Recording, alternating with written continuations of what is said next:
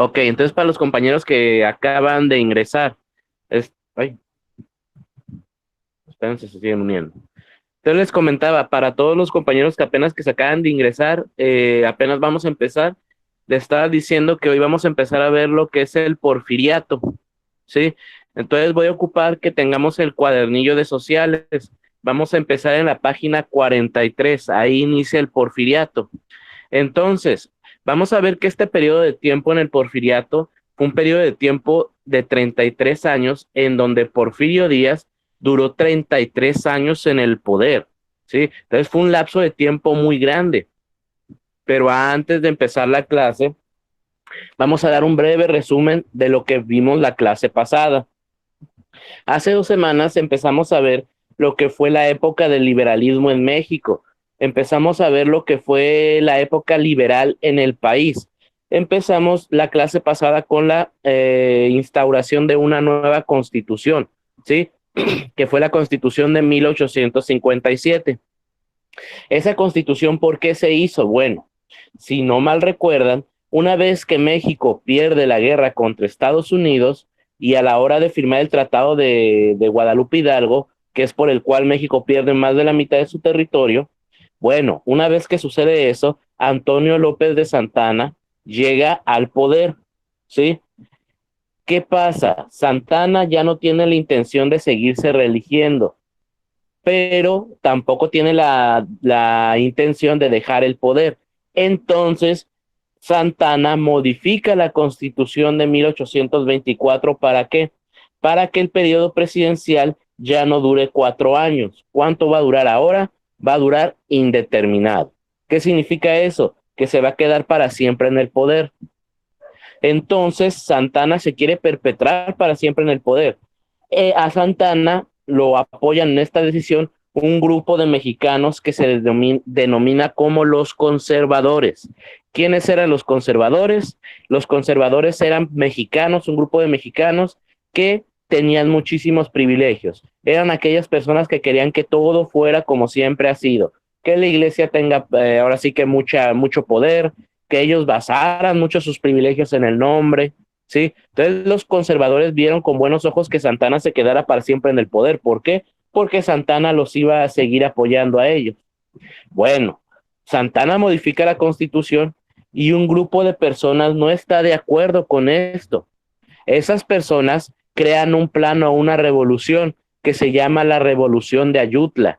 Esta Revolución de Ayutla tiene la intención de derrotar a Antonio de Santana y su dictadura y respetar la constitución.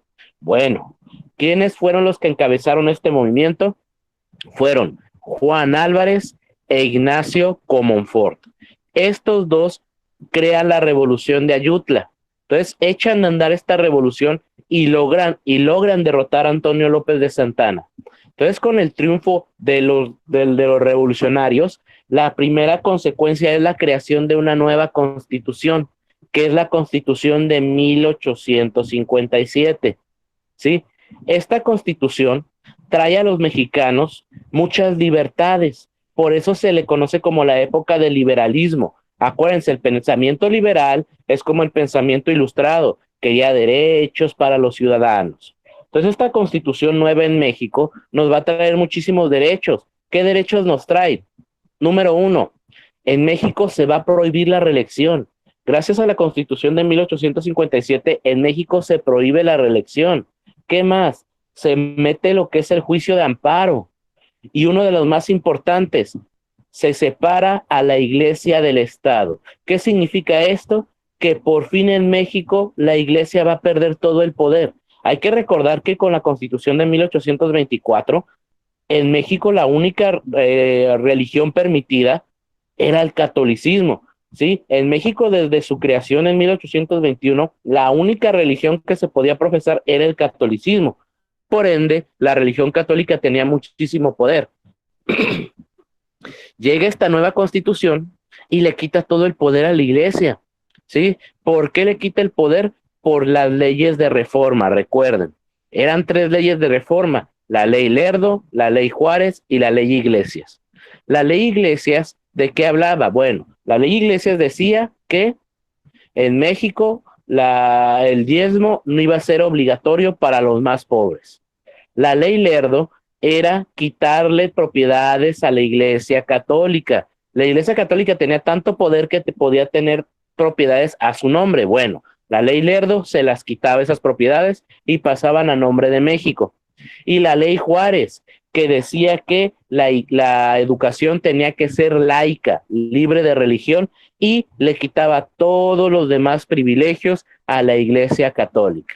Entonces, gracias a esta constitución, México vive una etapa en donde jamás la había vivido, que es la libertad religiosa. Por primera vez en México ya no hay religión oficial en el país, ¿sí? Tú ya vas a ser libre de creer en lo que quieras. Entonces esta constitución cambió totalmente el panorama de México. Nos dio libertades a los mexicanos, pero le quitó privilegios a un cierto sector. Bueno, aquí los grupos de conservadores no van a estar de acuerdo con esta constitución. ¿Y qué van a querer hacer? La van a querer quitar. Entonces estos grupos conservadores crean un plan que se llama Plan de Tacubaya. Este plan de Tacubaya tiene la intención de quitar la Constitución de 1857. Para lograr esto, van con el presidente que la promulgó, que la aprobó, que era Ignacio Comonfort. Ignacio Comonfort era presidente de México y él mismo había aprobado la Constitución del 57. Los conservadores van con él, con Comonfort, y le piden quitar la Constitución. A cambio le iban a ofrecer poderes omnímodos, iba a poder hacer lo que quisiera. Comonfort acepta. Entonces acepta quitar la Constitución que él mismo promulgó antes. Esto significó un autogolpe de Estado, ¿sí? Entonces Comonfort ahora sí que se deja seducir por la propuesta de los conservadores y quiere quitar la Constitución. Aquí, gracias a esta decisión, en México se va a vivir una guerra que se llama Guerra de Reforma. Esta guerra de reforma ahora sí que enfrenta a los conservadores, que ellos luchaban para no reconocer la Constitución, ellos no querían a la Constitución de 1857, y los liberales, que los liberales sí querían la Constitución de 1857. Eso fue la guerra de reforma. La guerra de reforma dividió al país en dos. Un lado va a ser conservador y el otro lado va a ser liberal. Los conservadores en un principio estaban representados por Ignacio Comonfort y del lado de los liberales apareció la figura de Benito Juárez. Benito Juárez se queda como presidente de México porque Comonfort se corrompió y ya no puede ser presidente del país. En ese tiempo, como la Constitución decía que el presidente de la Suprema Corte de Justicia iba a ser el siguiente en el puesto, Juárez era ese presidente de la Suprema Corte. Por eso Juárez quedó como presidente de México. Bueno, en esta guerra de reforma sucedió un evento en el cual desembocó en que México iba a vivir su segundo periodo de imperio. ¿Qué pasó? México estaba destrozado por la guerra de reforma, no había dinero. Entonces le debíamos mucho dinero a otros países. Aquí los países europeos, España, Inglaterra y Francia, deciden unirse para venir a México y reclamarnos la deuda externa, del dinero que les debíamos. Llegan estos países a México y nos piden pagar. ¿Qué hace Benito Juárez? Crea unos planes para poner una pausa a la deuda. Estos planes se llamaban los Tratados de la Soledad, ¿sí? Los Tratados de la Soledad básicamente decían que no negábamos que debíamos, pero no teníamos dinero, así que pedíamos una prórroga. Dame más tiempo para poder pagarte. Milagrosamente, España e Inglaterra aceptan, pero Francia no. ¿Por qué? Porque Francia es convencido por el grupo conservador en México para invadir ahora sí que al país. Los conservadores vieron en Francia ahora sí que el medio ideal para quitar a los liberales del poder, ¿sí? Y así poder recuperar todos los privilegios que se perdieron por la Constitución del 57. Así que los conservadores apoyan a Francia para invadir México. Entonces Francia se niega a firmar los Tratados de la Soledad y nos cobra el dinero. Como México no les paga, pues ven eso en una excusa para invadirnos. Y así se lleva a cabo la segunda intervención francesa. Esta segunda intervención francesa fue en 1861, ¿sí? Cuando nos declaran la guerra. Aquí, en esta segunda intervención francesa, es cuando se lleva a cabo la famosísima Batalla de Puebla, ¿sí? La Batalla de Puebla se lleva a cabo el 5 de mayo de 1862. Esa Batalla de Puebla, como lo dice el título, la ganamos, pero ganamos la batalla. Le ganamos una batalla al ejército francés, ¿sí? Pero no la guerra. ¿Por qué? Un año después, el 8 de mayo de 1863, los franceses logran derrotar al ejército mexicano de Benito Juárez. Y con esa derrota que sufrimos un año después, el 8 de mayo, Benito Juárez tiene que huir del centro de la capital del país. ¿Por qué? Porque ya nos derrotaron los franceses.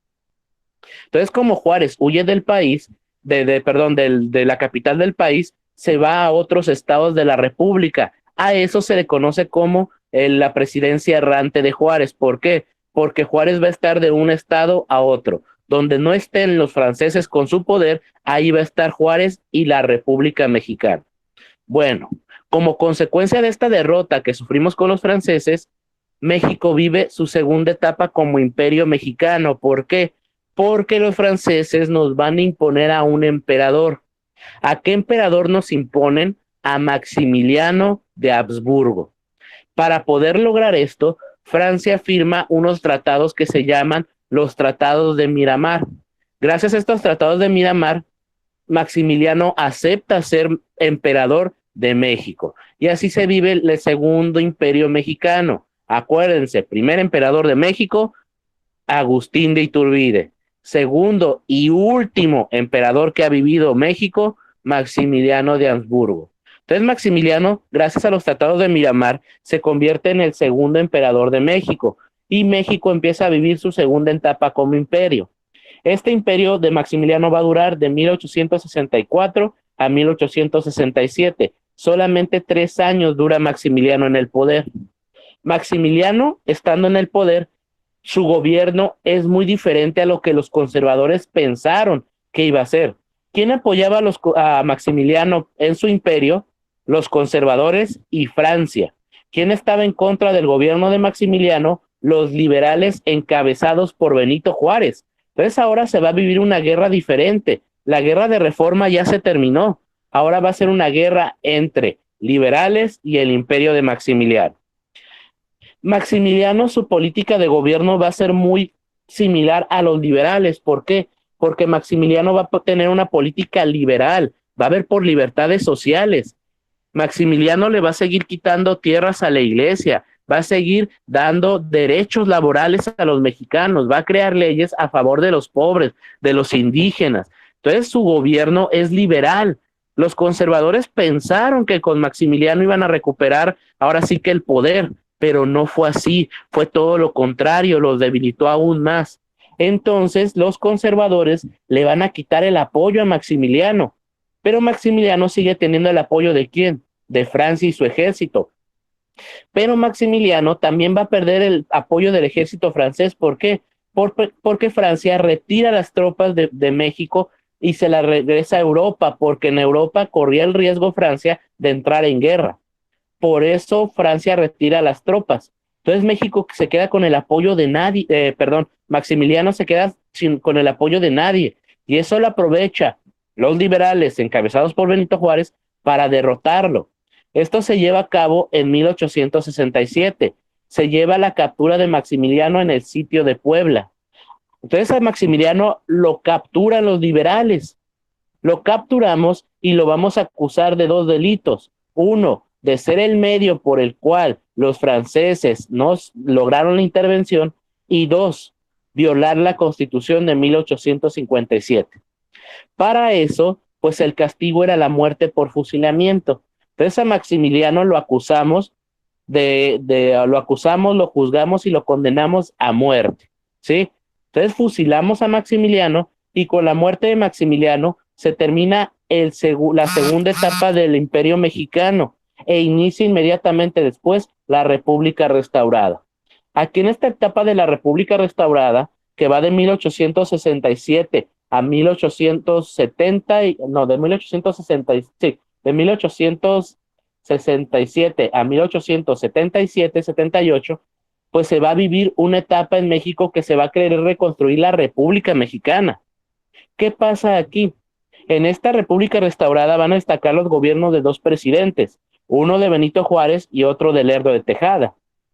Una vez que Maximiliano es derrotado y fusilado, Benito Juárez llega a la presidencia, lo elegimos como presidente. Acuérdense que el periodo presidencial duraba 4 años, según la Constitución del 57, y no se aceptaba la reelección. Bueno, Juárez cumple sus primeros 4 años de presidencia. ¿Y qué hace? Se reelige, yendo en contra de la Constitución. Bueno, es aquí cuando un joven general dice que la reelección está mal. ¿Quién era este joven general? Porfirio Díaz. Entonces Porfirio Díaz va a crear un plan para derrotar a Juárez. ¿Por qué? Porque violó la Constitución al momento de reelegirse. ¿Cómo se llamaba este plan? El Plan de la Noria, ¿sí? Este Plan de la Noria tenía la intención de derrotar a Juárez y su gobierno. ¿Por qué? Porque se reeligió. Y eso va en contra de la Constitución de 1857. Entonces este plan lo crea Porfirio Díaz, pero no lo ejecuta. ¿Por qué? Porque antes de eso Juárez se muere. Entonces con la muerte de Juárez ya no tiene chiste ejecutar el Plan de la Noria. Se llevan elecciones en México y participan Porfirio Díaz y Lerdo de Tejada. ¿Quién resulta ganador? Lerdo de Tejada. Entonces Lerdo de Tejada, igual que Juárez, cumple sus 4 años y se reelige como presidente. Es aquí cuando Porfirio Díaz dice, ¿sabes qué? A mí no me la hacen 2 veces. Y crea un nuevo plan para derrotar ahora a Lerdo de Tejada. ¿Cómo se llamaba este plan? Plan de Tuxtepec. El plan de Tuxtepec también tenía la intención de derrotar a Lerdo de Tejada. ¿Por qué? Porque violó la Constitución al momento de reelegirse. Este plan de Tuxtepec, a diferencia del plan de la Noria, sí se ejecuta.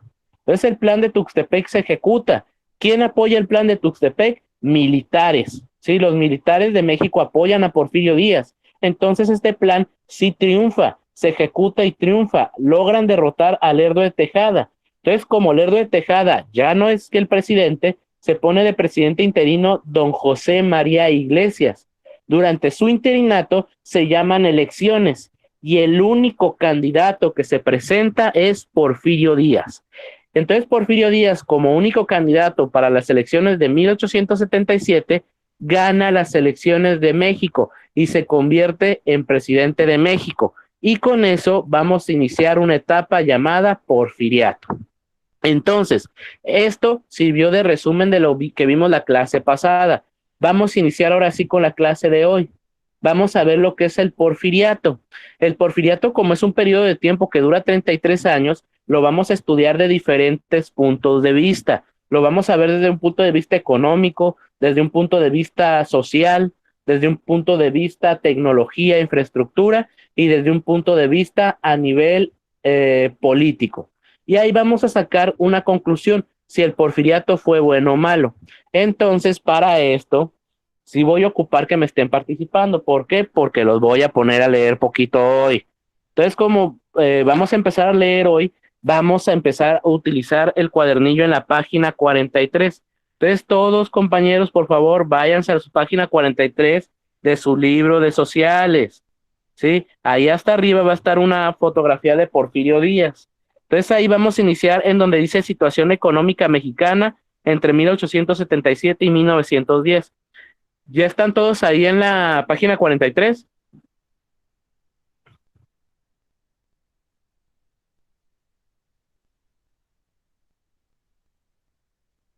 ¿Ya están todos ahí? Sí. Sí, ok. Entonces, sí, ok. Entonces vamos a ver la situación económica que vivió México durante todo el porfiriato. Porfirio Díaz duró en la presidencia del 77 a 1910. Por eso les digo que dura 33 años. A lo mejor si recuerdan en la escuela nos dijeron que Díaz duró en el poder 30 años. Duró poquito más, duró 33. Entonces vamos a ver cómo estuvo la economía en México durante esos 33 años. Dice, durante el porfiriato, la mayor parte de la reactivación económica que vivió el país se hizo gracias al capital extranjero y siguiendo los intereses de quienes lo aportaban. ¿Qué significa esto? Durante el porfiriato, la mayoría de la economía fue por pura inversión extranjera. ¿Qué significa eso? Que todo el dinero que ahora sí que tuvo México, que fue mucho, durante el Porfiriato México vivió una activación económica como jamás la había vivido, fue porque los extranjeros, los países extranjeros nos daban el dinero, ¿sí? Fue pura inversión extranjera. Y como ellos nos daban el dinero, ellos eran los que mandaban en el país, ¿sí?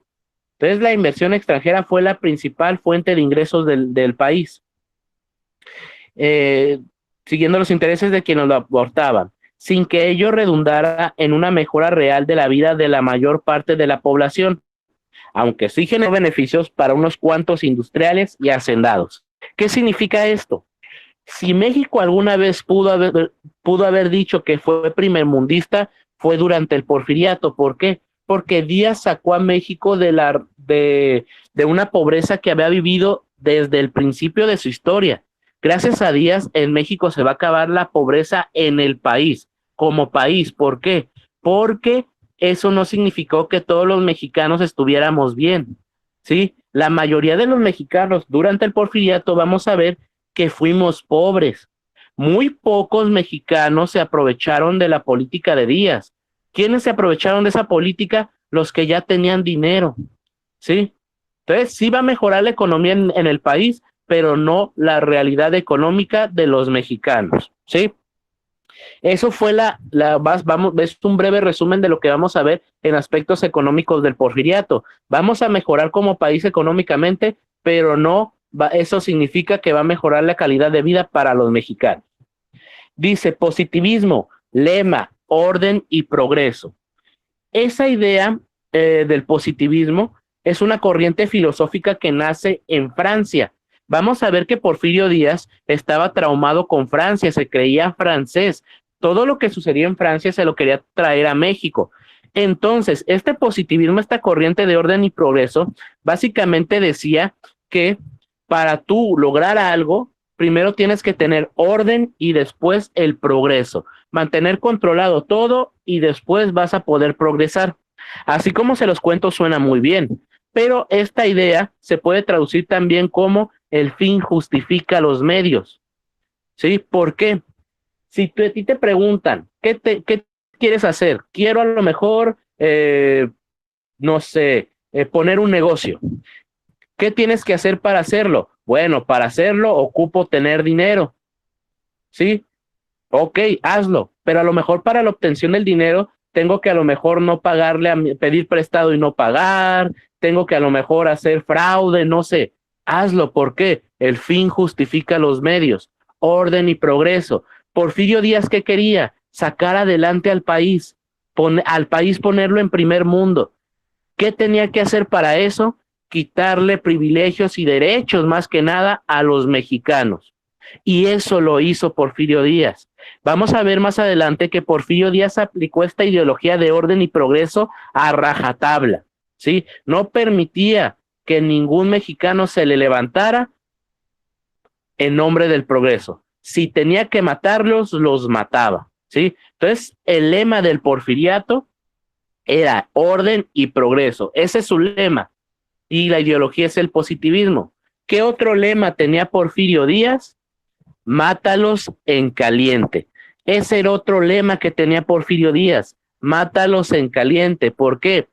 Porque cualquier persona que está en contra de mi política y de mí es mi enemigo. Y a los enemigos se les mata. Ese era el pensamiento que tenía Porfirio Díaz. Entonces es orden y progreso y también mátalos en caliente. ¿Sí? Dice, dictadura porfirista. Impulsó un modelo de crecimiento dependiente al cual fortaleció una oligarquía de inversionistas extranjeros y terratenientes o latifundistas, ¿sí? Entonces esta dictadura también puede ser una dictadura maquillada. ¿Por qué? Dice que Díaz se mantuvo en el gobierno modificando la constitución, controló a todos los sectores que le podrían causar problemas, como la iglesia, el ejército y la clase burguesa. Entonces Díaz, pues ahora sí que en un principio vamos a ver que no era un dictador, pero sí tenía tendencias y pensamientos de dictador. Trató de mantener todo controlado. ¿Para qué? Para luego progresar.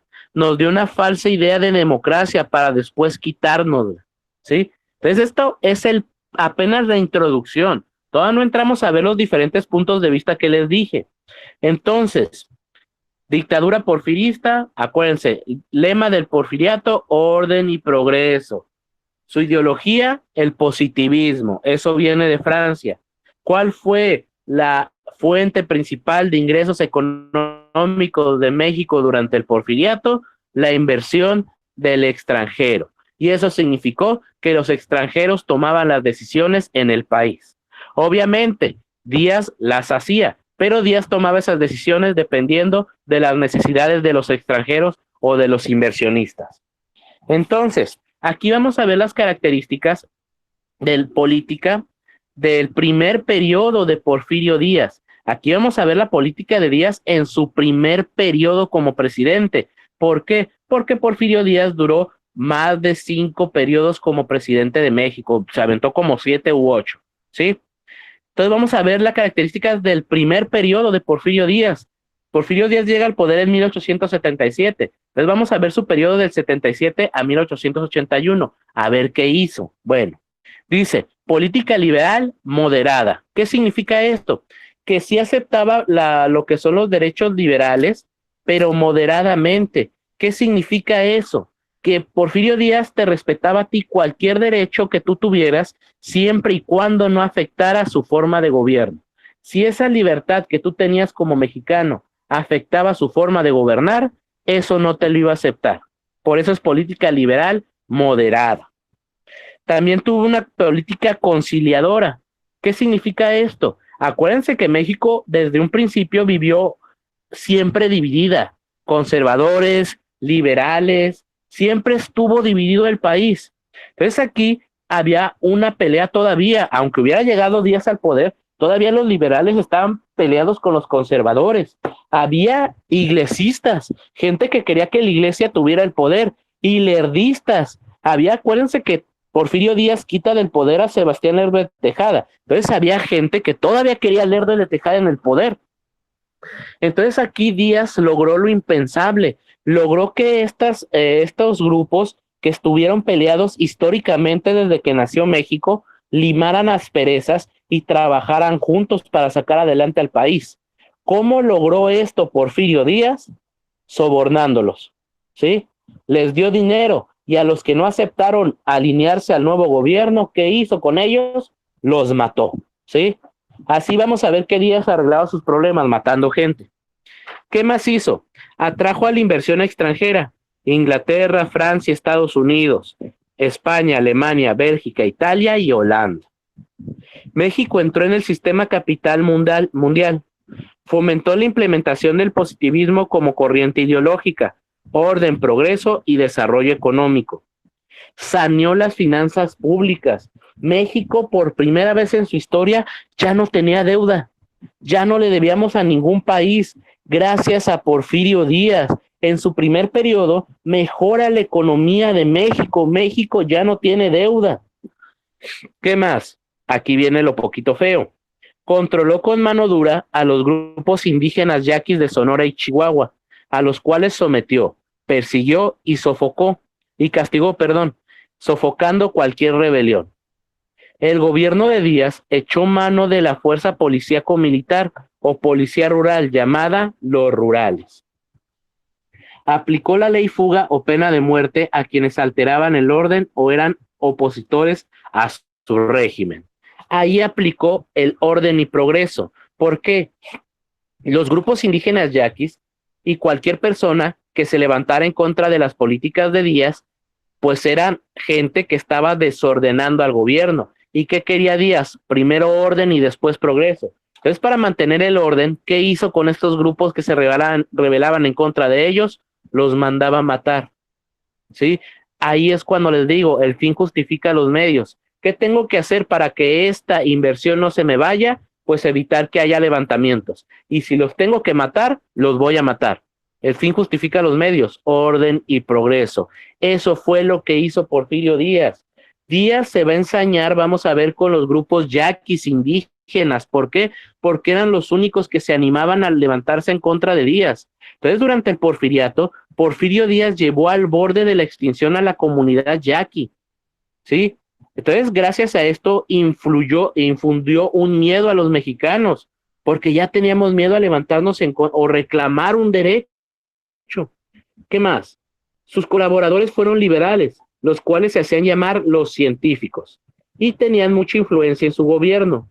Para los liberales su lema era libertad, y para los científicos era progreso, influenciados por la filosofía del positivismo. Entonces Díaz se ocupa de un grupo llamado los científicos. Estos científicos servían de consejeros para el presidente, ¿sí? Los científicos eran personas intelectuales. Aquí en pantalla tenemos algunos. Era Gabino Barrera, Justo Sierra, Francisco Bulnes, Emilio Rabasa y José Ips Limantur, ¿sí? Esos eran el grupo de los científicos. Esas personas servían de consejeros para el presidente. Obviamente el presidente no era sabio, no sabía todo Díaz. Entonces estas personas le decían qué hacer en aspectos política, relaciones exteriores, le daban consejos. Entonces ellos le sugerían qué hacer porque Díaz era el que tomaba la última decisión, ¿sí? Por último, dice, ideas políticas, no reelección, apego a la Constitución del 57, la reforma liberal, orden y progreso. ¿Qué significa esto? Porfirio Díaz no se reelige inmediatamente después de que termina su gobierno. ¿Por qué? Porque él dice que va a respetar la Constitución. Entonces se va del poder, termina sus 4 años y deja la presidencia. Llega un nuevo presidente y ¿qué va a hacer este presidente? Va a hacer muy mal las cosas. Llega este presidente y México empieza otra vez a entrar en crisis económica. La gente se empieza a rebelar. Eso hace que la inversión huya del país. Entonces el grupo de científicos dice, caray, como que ¿por qué falló la fórmula si ya estábamos bien?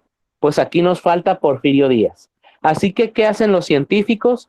Pues hacen que el presidente modifique la Constitución para permitir la reelección, pero no para favor del nuevo presidente, sino para Díaz. ¿Por qué? Una vez que se aprueba la reelección, el presidente renuncia.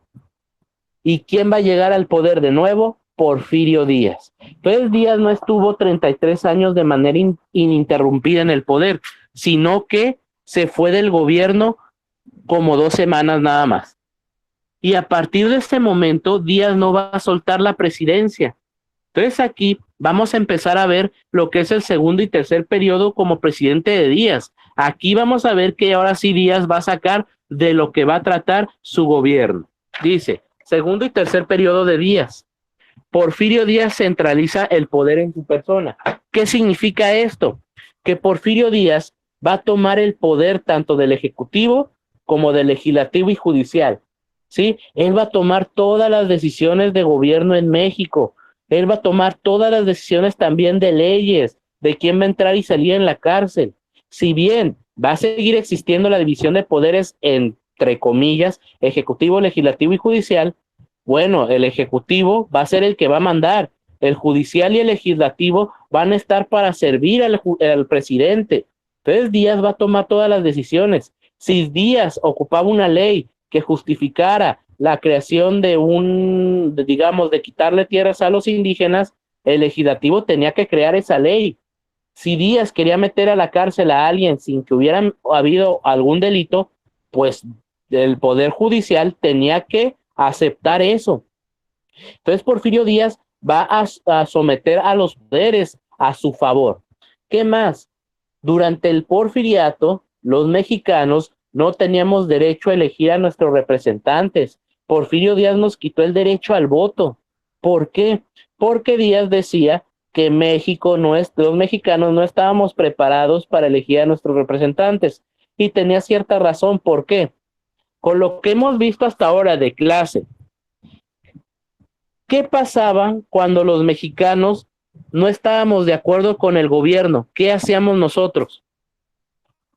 ¿Sí? ¿Qué pasó cuando ya no estábamos a favor a lo mejor de Antonio López de Santana? O cuando ya no queríamos a Iturbide en el poder. ¿Qué hicimos los mexicanos?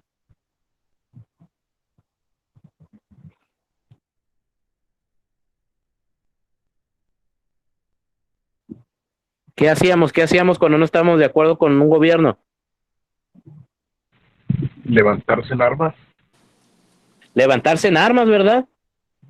Entonces, por eso México vimos que no tenía periodos de paz. Entonces Díaz decía, no estamos preparados para la democracia. Siempre que están en desacuerdo con un gobierno, lo primerito que hacen es levantarse en armas. Entonces, con eso se justificó Díaz para quitarnos el derecho al voto. Entonces, ¿cómo elegíamos a nuestros representantes? Díaz los elegía, ¿sí? Solamente votaban los más ricos, ¿sí? No nos quitó el derecho así como, digamos, tú no puedes votar, sino que, ok, sal a votar, pero si sales a votar, te voy a matar. ¿Y qué decía la gente? No, pues mejor no salgo a votar, ¿sí? Entonces, ¿cómo elegíamos a los gobernadores? Díaz los ponía. Ahí en su cuadernillo dice que Díaz puso y quitó gobernadores a su voluntad. ¿Por qué? Acuérdense que Díaz quería mantener controlado a todo el país, orden y progreso, pero era imposible que Díaz estuviera al pendiente de todo México. Entonces Díaz utilizó a los gobernadores como jefes de Estado, o como yo les digo, sus orejas chismosas, porque la única obligación que tenía un gobernador, o la principal, era mantener controlado al Estado, ¿sí? Tú no tienes que permitir como gobernador, digamos que en Baja California haya levantamientos armados, tienes que mantener controladito, ¿sí? Entonces, si había un levantamiento, si la gente reclamaba a lo mejor derechos, huelgas, lo que sea, pues el gobernador iba a decir, Díaz, están levantando aquí, están levantándose en armas, están reclamando derechos, ¿qué hago? Pues mátalos, no puedes, te mando al ejército. Entonces, si tú como gobernador cumplías con esa única cosa que tenías que hacer, que era mantener controlado algo al Estado, Díaz te iba a dejar para siempre en el poder ahí y te iba a premiar con más poder, más ejército, más policía, ¿sí? Si tú no cumplías con ese deber, Díaz te iba a quitar e iba a poner a alguien más. Entonces Díaz puso y quitó a su antojo gobernadores según sus intereses. Entonces los mexicanos no teníamos ni derecho al voto. ¿Qué más? Se hacía llamar el gran protector y árbitro supremo, ¿sí? ¿Por qué? Porque se supone que él nos protegía y era el árbitro supremo. ¿Por qué? Porque él tomaba la última decisión. Entonces Díaz también traicionó sus ideales, porque él, acuérdense, no hizo un plan, hizo dos planes en contra de la reelección, pero ya que llegó él, pues ahora sí la reelección está permitida. Entonces él traicionó los ideales en su plan de Tuxtepec y en el plan de la Noria. Y por último, Díaz pacifica al país. ¿Qué significa esto? Que México durante esta etapa del porfiriato va a vivir 33 años de una paz. Ningún país nos va a querer invadir y tampoco hubo levantamientos armados. Pero ustedes, ¿por qué creen que ningún país trató de invadir México durante todo el porfiriato?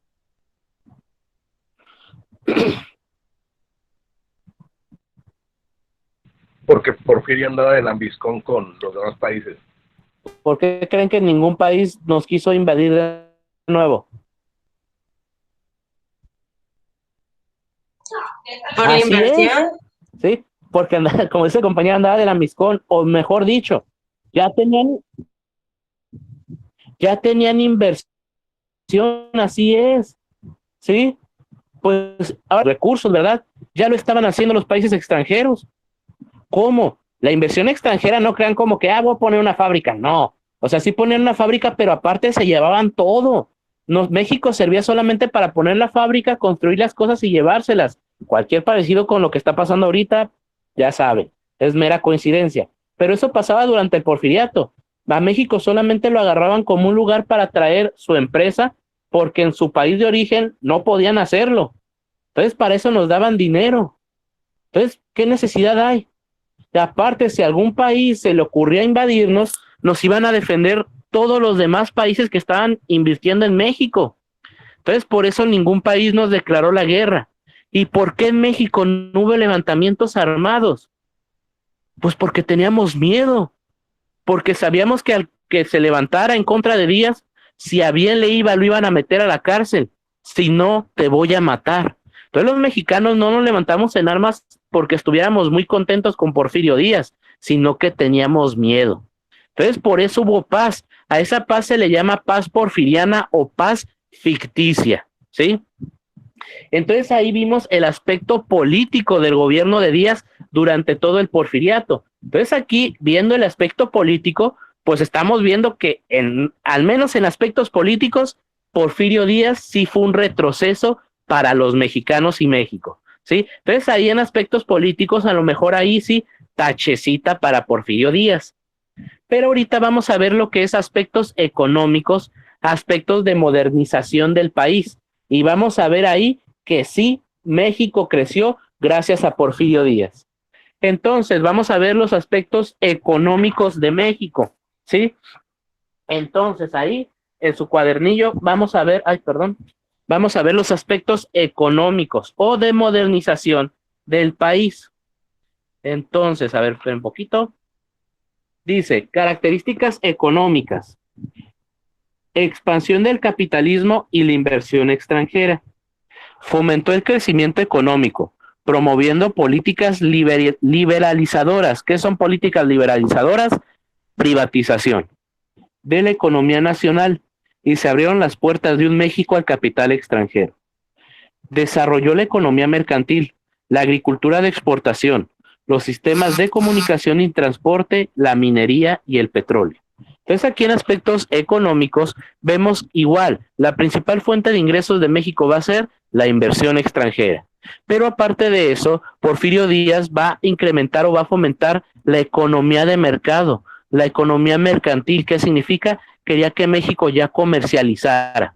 México tenía muchas cosas que no explotábamos, las minas, el petróleo, las fábricas, ¿sí? El carbón, todo eso, ¿sí?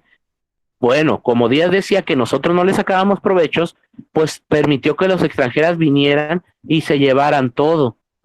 A eso se le llama privatización. Tú ya no vas a mantener eso, alguien va a venir, te va a dar dinero y él se lo va a llevar. Eso fomentó Díaz. Entonces en México va a crecer el comercio, la economía va a mejorar.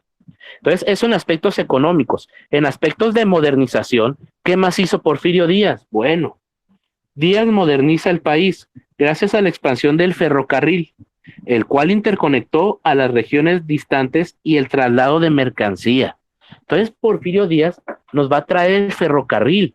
Si recuerdan, el ferrocarril fue el estandarte junto con la máquina de vapor de la revolución industrial. Entonces, Porfirio Díaz trae el ferrocarril y México por fin vive una revolución industrial. Entonces, México, Díaz trae el ferrocarril como medio de transporte de mercancía, porque como ya vamos a comercializar, tenemos que mover esa mercancía en la frontera. Entonces, hay que poner vías férreas. Entonces, Porfirio Díaz mete más de 24.588 kilómetros cuadrados de vías férreas para interconectar ahora sí que los países. Normalmente fueron todo lo que es la frontera con Estados Unidos. También Porfirio Díaz, a nivel tecnología, modernización, nos introduce lo que es la luz eléctrica, el telégrafo, el teléfono. Entonces ya hay teléfono, telégrafo, qué bonito se está poniendo México gracias a Díaz. ¿Qué más? Moderniza la banca. En 1881 se funda el Banco Nacional Mexicano y el Banco Mercantil. Entonces, como México ya está produciendo dinero, pues ocupamos hacer bancos para que los comerciantes puedan guardar ese dinero. También se crea la primera ley de instituciones de crédito. Como ya somos comerciantes, como que ya floreció el comercio en México, tenemos que poner reglas y leyes para los comerciantes. Entonces, eso pasa. A nivel educacional, ¿qué pasa? A nivel de, a lo mejor, cultura, México avanza. Porfirio Díaz crea escuelas, universidades, ¿sí? Se fomenta la educación positivista. Otra vez con Francia, Porfirio Díaz, sí. En Francia tenían una educación que se basaba en lo que es el arte, la danza, la escultura, la escritura, todo eso. Esa educación la implementa Porfirio Díaz en México. Por eso en México, durante los años 1930, 1940, 1920, México tuvo grandiosos muralistas, ¿sí? Alfaro Siqueiros, Clemente Orozco, Frida Kahlo, muchos poetas. ¿Por qué? Por la educación de Porfirio Díaz, ¿sí? ¿Qué más? Trató de culturalizar a México. construyó Palacio de Bellas Artes, trajo grandes danzas, obras de teatro, todo muy bonito. Pero pregunto, ¿todo esto Porfirio Díaz lo hizo para los mexicanos?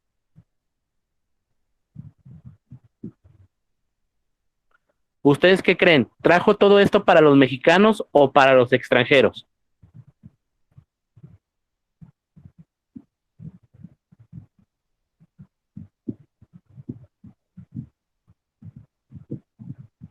¿Nadie? Así es, Caro, para los extranjeros. ¿Por qué? A ti como mexicano promedio, yo no digo que los mexicanos no lo hayan gozado, pero fue la minoría, porque la mayoría de los mexicanos en ese tiempo éramos pobres, éramos campesinos, éramos indígenas todavía. Entonces, a un indígena, un campesino, ¿de qué le servía tener luz eléctrica, telégrafo, teléfono, ferrocarril, si ni casa tengo?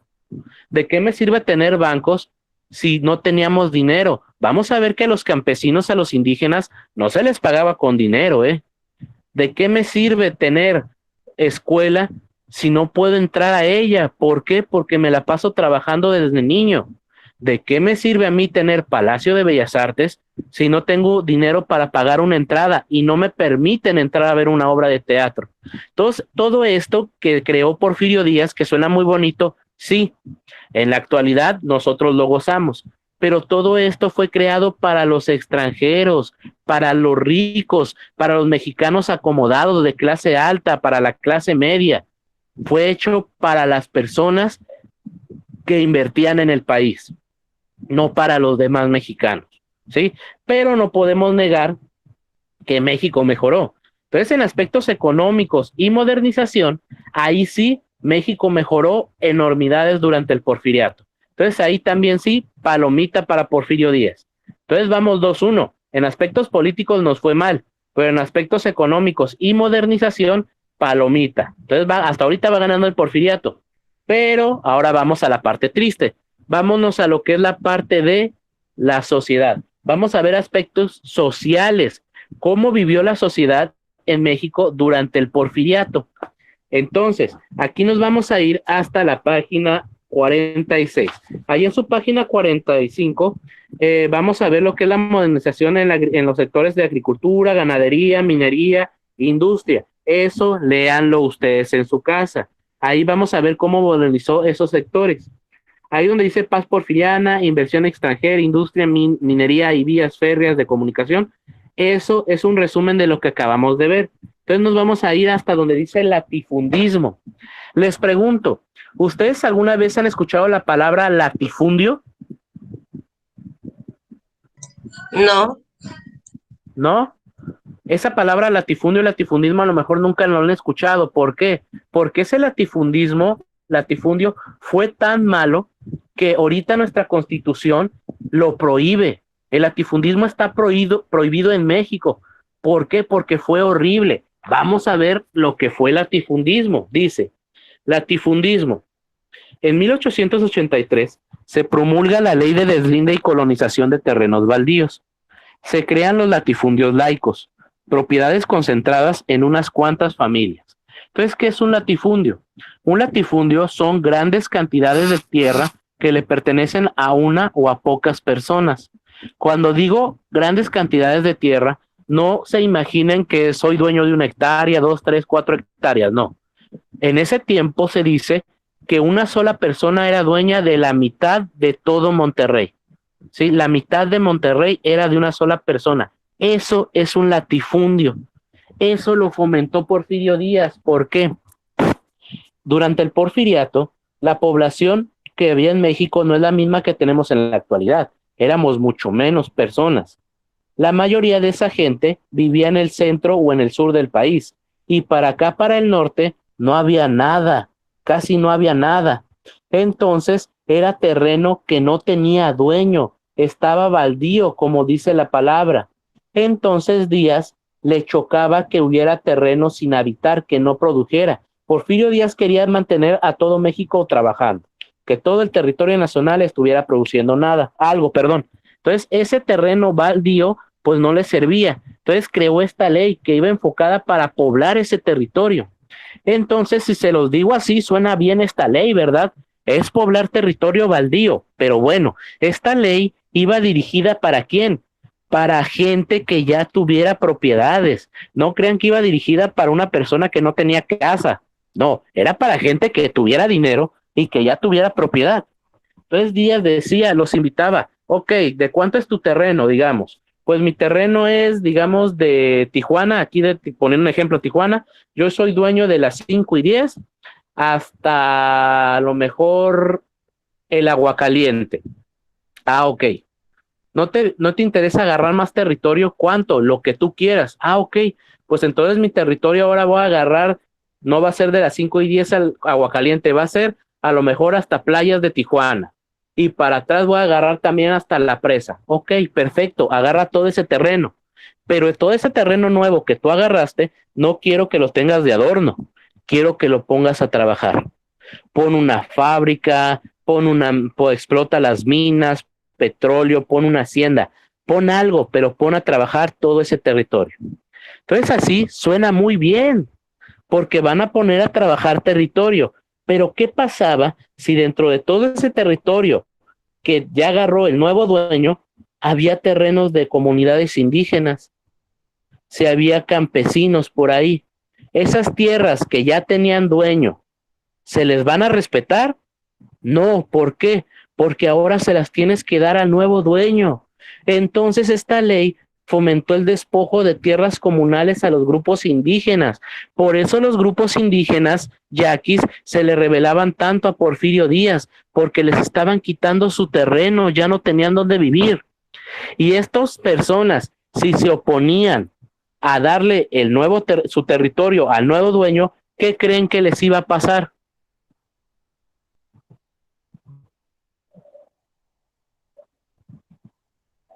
Los mataban. Así es, los iban a matar, así de fácil. Entonces tú tenías que dar el terreno voluntariamente. ¿Para qué? Para que no te mataran. Entonces, despojos de tierras comunales. Porfirio Díaz le quitó tierras a los grupos indígenas. Y no contento con esto, ¿qué más hizo? Los volvió esclavos. ¿Por qué? Ok, ya te quité tus tierras, pero ahora te vas a quedar a trabajar para mí. Pero yo no quiero trabajar para ti. Si no trabajas para mí, te voy a matar. Entonces, aparte de que te quitaban las tierras, ahora te vas a tener que quedar a trabajar con el que te quitó las tierras. En lo que él ponga fábrica, minería, hacienda, tú te tienes que quedar a trabajar ahí. Y no va a ser voluntario, va a ser obligatorio. Entonces, básicamente, Porfirio Díaz o esta política nos convirtió en esclavos, ¿sí? Los mexicanos en época del Porfirio Díaz éramos esclavos de nuestro propio país. Entonces, ya sabiendo esto, ahora sí, vámonos a la situación social y política en el porfiriato. Dice, predomina la hacienda y el peonaje, marcada diferencia entre el norte y el sur del país. Despojo de tierras comunales y trabajo forzado a los indígenas y tratados como peones en las haciendas. Se les retenía con adeudos constantes, deudas hereditarias. Tienda de raya, encargada del pago de los campesinos o peones, con vales por productos que eran sumamente caros. ¿Qué pasaba aquí? Ok, ya te obligué a quedarte a trabajar para mí, pero ¿dónde voy a vivir? ¿De qué voy a comer? Ok, yo te doy vivienda, yo te doy comida, pero todo eso no te lo voy a dar gratis, te lo voy a cobrar. Ok, pero tú vas a trabajar y vas a tener un sueldo. Y los peones trabajaban, digamos, toda la semana y al final te voy a pagar. ¿Quién se cargaba de pagar? La tienda de raya. La tienda de raya te pagaba no con dinero, sino con vales. No crea que con vales de despensa como los que tenemos en la actualidad, no. Los vales era un papel que podría decir vale por 10 pesos y tenía la firma del patrón. Entonces el trabajador decía, ¿y qué hago con este vale? Bueno, este vale lo puedes utilizar para cambiarlo aquí en la misma tienda de raya por productos. Ah, ok, pues llevo leche, huevo, carne, etcétera. ¿Cuánto es? 20 pesos. Ah, caray, pero yo nada más gané 10 y aparte tengo que pagar la renta de mi casa. Pero un poquito, pues. Ay, perdón. Entonces, aparte, tengo que pagar la renta de mi casa. No te preocupes, ¿por qué? Te lo voy a fiar. Te voy a apuntar la deuda en este cuadernito y luego me lo pagas. Y nunca se lo ibas a terminar de pagar. ¿Por qué? Porque nunca ibas a ganar dinero. Ay, perdón, estoy estornudando, me agarró la estornudería. Entonces tú nunca ibas a terminar de pagar. ¿Por qué? Porque a la otra semana ibas a seguir comiendo, ibas a seguir viviendo ahí. Entonces la deuda iba a crecer, crecer y crecer. Por eso nunca ibas a poderte ir del lado del patrón. Entonces, pues decías, no, pues ya no puedo pagar. ¿Con qué vas a pagar si no tienes dinero? Con más trabajo. Pero ya no me alcanza. Pon a trabajar a tus hijos, pon a trabajar a tu esposa para que pagues más rápido tu deuda. Entonces ahí sobreexplotó a los trabajadores, los hacendados. Aparte las deudas, con la muerte del peón, no se acababa. ¿Por qué? Tú te mueres y la deuda no la vas a pagar tú. Ok, ¿quién la va a pagar? Tus hijos, tu esposa. Entonces así ganaba el patrón. ¿Por qué? Porque aparte de todo esto, la tienda de raya era del mismo patrón.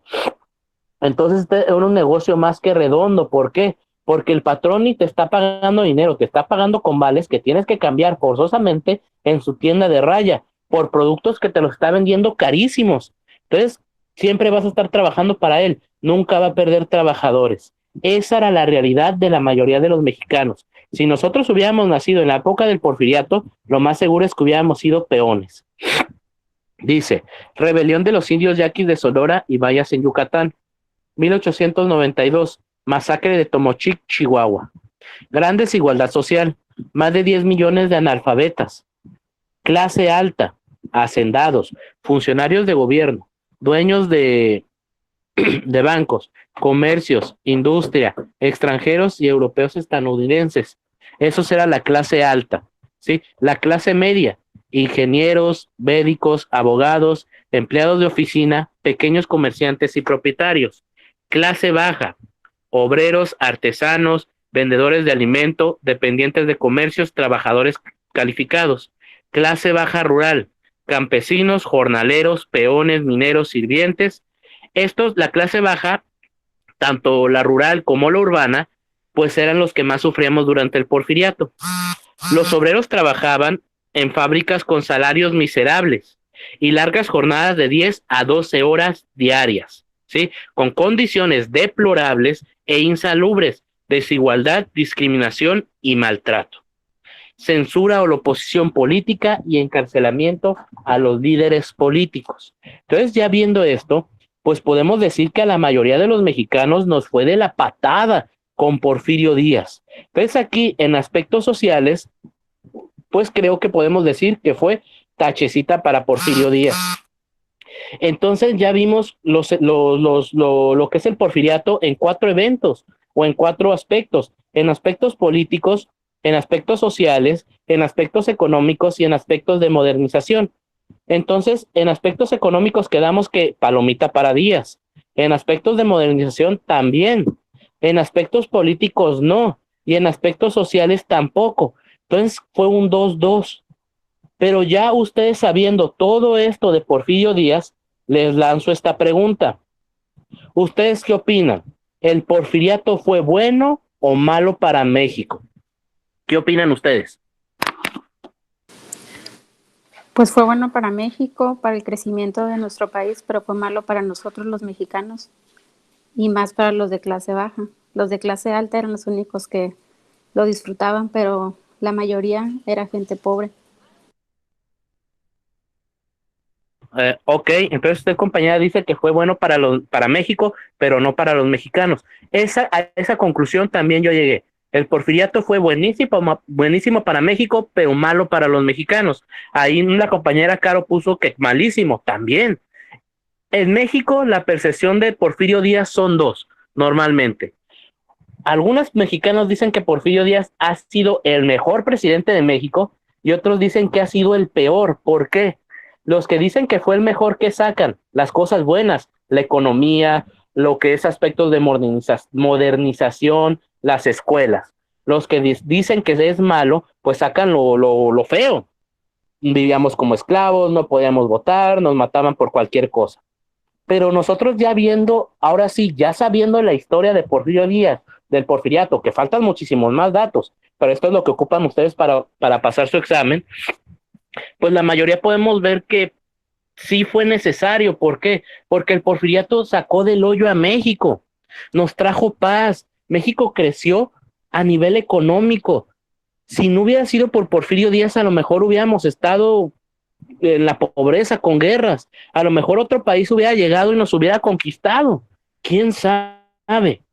El chiste es que Díaz sí trajo cosas buenas para México, pero para los mexicanos, para la mayoría, el porfiriato fue malísimo. Fueron años de desigualdad. A ver, Janet, ¿tiene una duda? ¿Cuál duda?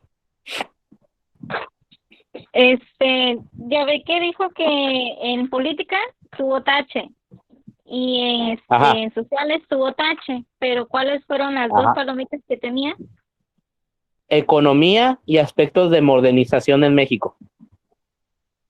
Porque en economía sí creció México barbaridades, o sea, México salió de la pobreza, obviamente, porque nos daban dinero.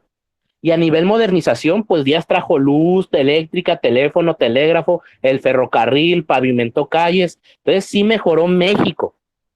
Pero ojo, también hay que quedar claro que todo esto que fue beneficioso no fue para la mayoría de los mexicanos, fue para la clase privilegiada, para la clase alta, para la clase media, para los que producían, según Díaz, dinero en México, ¿sí?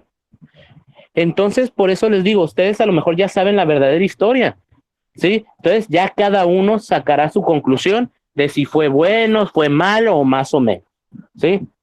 Entonces, hasta aquí, ¿queda claro lo que fue el porfiriato? Profe, ¿O tienen alguna duda?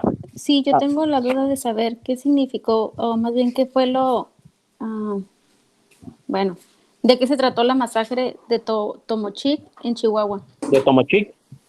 Esa masacre se vivió ¿por qué? Porque los indígenas yaquis se rebelaron en contra de Díaz. ¿Por qué? Por el despojo de sus tierras. Sí, como vimos en el latifundismo, que era quitarle, extender tu territorio. Pero si dentro de ese territorio había comunidades indígenas, se las vas a quitar.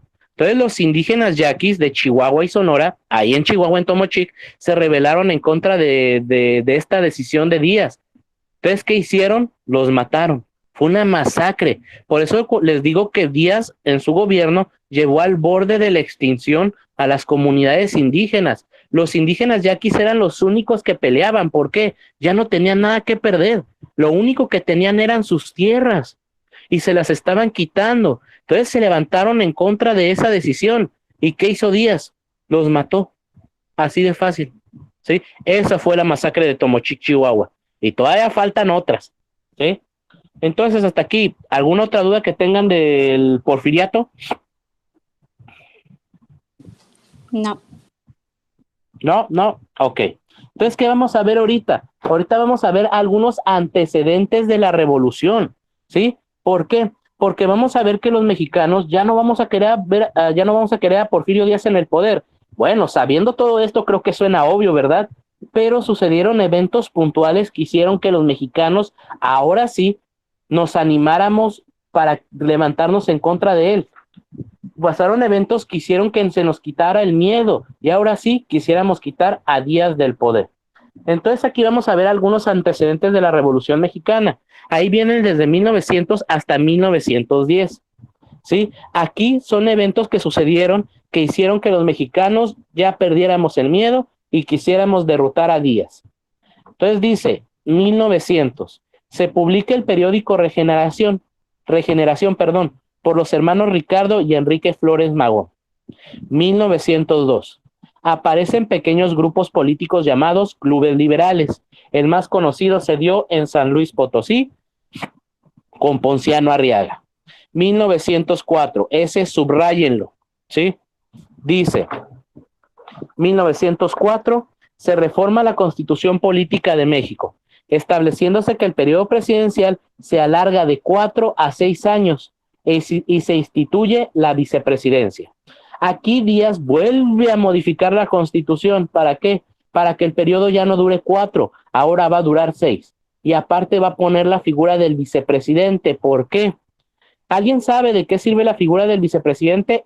En la actualidad México no lo tiene, pero Estados Unidos sí. ¿Alguien sabe de qué sirve el vicepresidente?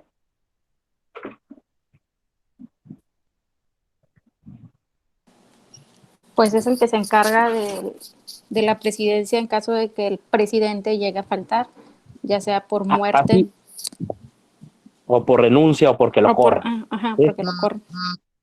Ahí, ese es el vicepresidente es el suplente. Entonces aquí también se pone un suplente. Ah, caray, ¿por qué? Si Díaz jamás va a dejar el poder.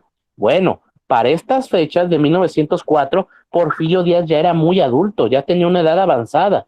Porfirio Díaz tenía ya casi 80 años, ¿sí? Entonces la gente decía, ok, para las elecciones, para presidente, pues obviamente Díaz va a ganar, porque lo vamos a elegir otra vez. Pero ¿qué tal si Díaz ya no quiere terminar el mandato? ¿Qué tal si Díaz muere durante el mandato? Corremos el riesgo de que si muere o renuncie, pues que la gente quiera votar por el presidente y a lo mejor vota por un presidente que no tenga nada que ver con los ideales de Porfirio Díaz y vamos a perder todo lo que hemos logrado hasta ahorita. Entonces hay que poner la figura del vicepresidente para asegurar que si algún día falta Díaz, el vicepresidente va a tener los mismos ideales que estamos defendiendo. Por eso se puso la figura del vicepresidente en México. Obviamente en la actualidad ya no existe. Entonces 1904, subrayenlo, ¿eh? 1905, se publica el manifiesto del Partido Liberal Mexicano por Ricardo Flores Magón en la ciudad de San Luis, Missouri, Estados Unidos. 1906 y 1907 también subrayenlos. En esos 2 años se vivieron dos grandes huelgas, una en Río Blanco, Veracruz, y otra en Cananea, Sonora. ¿Sí? En estas huelgas, los huelguistas, los trabajadores, pues solamente exigieron que derechos, ¿sí? Trato justo, un salario justo, que se nos trataran con dignidad. En Río Blanco, Veracruz, fue en una fábrica textil. En Cananea, Sonora, fue en una minería. Ahí se rebelaron en contra de los patrones, se levantaron en una huelga. ¿Y ustedes qué creen que hizo Porfirio Díaz con estas huelgas?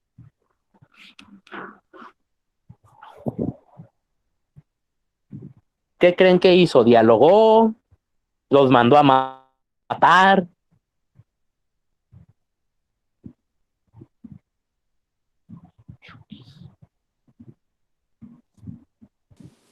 Los mató, como siempre. Sí. Así es, los mandó a matar, ¿sí? Aquí Díaz, en Río Blanco, Veracruz, utilizó al ejército y a los rurales para matar a las voces que se levantaron en contra de los malos tratos. Y en Cananea, Sonora, Porfirio Díaz permitió que los Rangers de Arizona, ¿quiénes eran los Rangers? Eran como la policía de Arizona, entrara a territorio nacional y ahorcara a todos los líderes del movimiento, ¿sí? Entonces Díaz permitió esta masacre, fueron 2 baños de sangre. ¿Por qué estos 2 baños de sangre cambiaron tanto si hubo más muertes antes? Porque aquí, acuérdense que Díaz permitió la educación a la clase media. Entonces la clase media, que no era ni privilegiada, ni tampoco tan jodida como los pobres, pues se dieron cuenta a la hora de estudiar que había derechos laborales, que había libertades. Acuérdense, como les dije, tú entre más estudias, más aprendes, y entre más aprendes, más cuestionas. Entonces esta clase media vio que había derechos laborales y les llegó la noticia que Díaz mandó a matar a gente que exigía derechos. Entonces la clase media dijo, ah, caray, como que Díaz se está volviendo loco. ¿Cómo es posible que haga esto? Ya no hay que tener a Díaz en el poder. Por esto estas dos huelgas fueron tan relevantes. 1908. En 1908 se lleva a cabo una entrevista que es la entrevista Díaz-Krillman. Esta entrevista fue importantísima. ¿Por qué? Porque dieron a entender Porfirio Díaz que México ya estaba preparado. ¿Para qué? Para irnos a elecciones presidenciales. Entonces, esta entrevista Díaz-Krillman se las voy a poner ahorita en pantalla para que la escuchen. A ver, espera un poquito.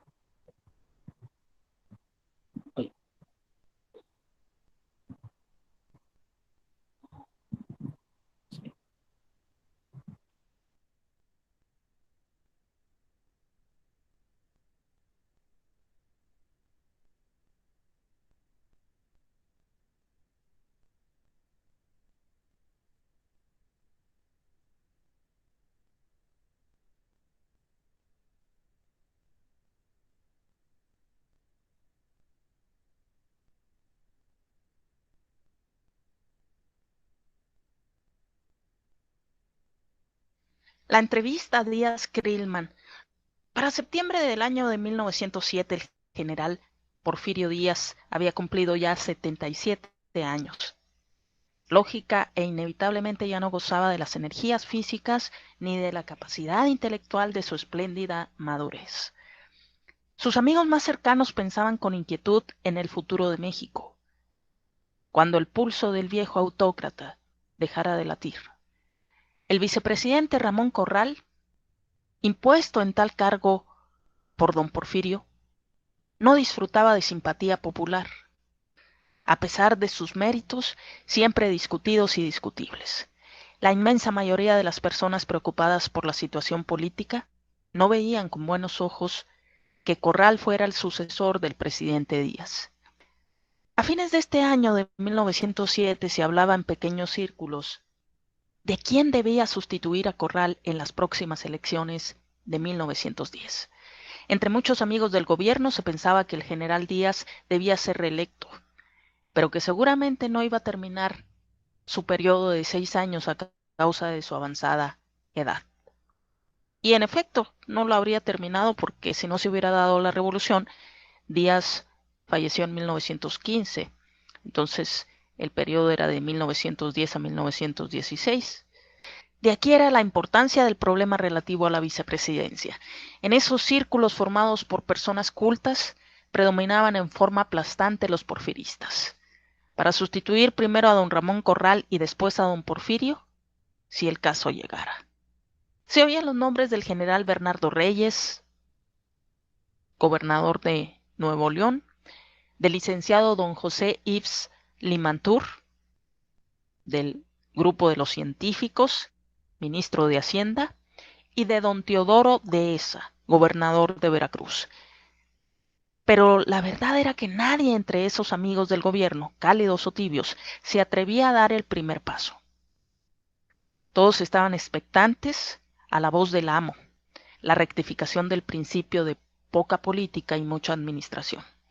Entonces nadie se animaba a decir yo me animo, yo estoy puesto para el cargo, porque eso sería ganarse la enemistad de Porfirio Díaz y con eso pues perder sus aspiraciones políticas. Sin embargo, pues habría algo que les daría la pauta para hacerlo, para animarse a hacer públicas sus aspiraciones políticas y sus aspiraciones a la presidencia. ¿Qué sería esto? La entrevista Díaz Krillman, precisamente. En los comienzos de 1908 aparece publicada en la revista norteamericana Pearson's Magazine, una larga entrevista concedida a su redactor James Krillman por el presidente Díaz. En ella se trataron temas políticos de enorme trascendencia para el país.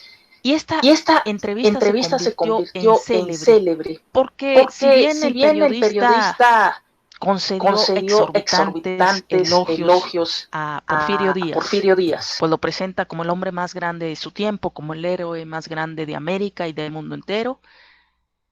Pero lo importante y lo que sacudiría al país y generaría que muchas personas que no se animaban a hacer públicas sus aspiraciones políticas respecto de la presidencia fundamentalmente, pues esta entrevista permitió que lo hiciera. ¿Por qué? Porque se veía a un Porfirio Díaz abierto, ya cansado de gobernar, entre comillas, y dispuesto a entregar el poder en 1910. Esta entrevista apareció traducida al español y publicada en El Imparcial de México y en La Ilustración de Bogotá, y nunca fueron rectificadas o desmentidas. A continuación, veremos algunas de las declaraciones más importantes para comprender por qué causó contento, expectación, esperanza de un cambio democrático de México que no llegaría, que se tuvo que impulsar a través de una revolución. Y es ahí por qué muchos mexicanos seguimos sin creer en las palabras de los gobernantes o de los políticos o de los aspirantes a un cargo público. ¿Por qué? Porque muchas veces las palabras no se traducen en hechos. Vamos a ver estas declaraciones, les digo, las más interesantes de esta entrevista para efectos de lo que se consideraría la aspiración, el momento por fin aspirado y esperado por los mexicanos de un sistema democrático en nuestro país. El general Díaz decía en aquella ocasión: por mí, puedo decirlo con toda sinceridad, el ya largo periodo de la presidencia no ha corrompido mis ideales políticos, sino antes bien ha logrado convencerme más y más de que la democracia es el único principio de gobierno justo y verdadero, aunque en la práctica es solo posible para los pueblos ya desarrollados. Es cierto que cuando un hombre ha ocupado un puesto investido de poder por largo tiempo, puede llegar a persuadirse de que aquel puesto es de su propiedad particular. Y está bien que un pueblo libre se ponga en guardia contra tales tendencias de ambición personal. Hemos conservado la fórmula de gobierno republicano y democrático. Hemos defendido y mantenido intacta la teoría, pero hemos adoptado en la administración de los negocios nacionales una política patriarcal, guiando y sosteniendo las tendencias populares en el conocimiento que bajo una paz forzosa, la industria y el comercio desarrollarían elementos de estabilidad y unión en un pueblo naturalmente inteligente, sumiso y benévolo. He esperado con paciencia el día en que la República de México esté preparada para escoger y cambiar sus gobernantes en cada periodo sin peligro de guerras ni daño al crédito y al progreso nacionales. Creo que ese día ha llegado. Y después de hablar al periodista de que en México ya existía una clase media fuerte, inteligente y activa, de que los ricos solo se ocupaban de su dinero y de sus dignidades, y de afirmar que los indios estaban acostumbrados a ser tutoriados y a obedecer, el anciano caudillo agregó: sin embargo, creo firmemente que los principios de la democracia se han extendido y seguirán extendiéndose en México.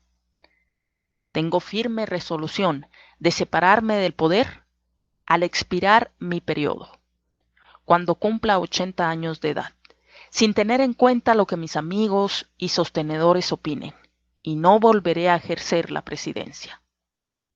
Y para no dejar ninguna duda, agregó, la nación está bien preparada para entrar definitivamente en la vida libre. Al preguntarle Krillman al general Díaz sobre la actitud de su gobierno al organizarse en el país partidos de oposición, respondió lo siguiente: si en la República llegase a surgir un partido de oposición, le miraría yo como un bien y no como un mal. Y si ese partido desarrollara poder, no para explotar, sino para dirigir, yo le acogería, le apoyaría, le aconsejaría y me consagraría a la inauguración feliz de un gobierno completamente democrático.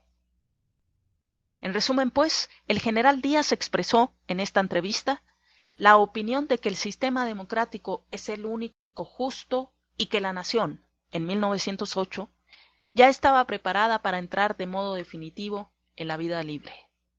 Además, aseguró enfáticamente que se retiraría del poder al término del periodo presidencial en 1910. Es imposible poder asegurar que don Porfirio haya dicho lo que dijo ocultando su pensamiento verdadero, o que fue sincero al decir lo que dijo y que la presión de sus amigos le obligaron a traicionar sus buenas intenciones. Sea lo que fuere, lo cierto es que las declaraciones que se comentan animaron a los partidarios y a los enemigos del régimen a iniciar actividades políticas en todo el territorio de la nación, despertando a las grandes masas aletargadas durante un cuarto de siglo.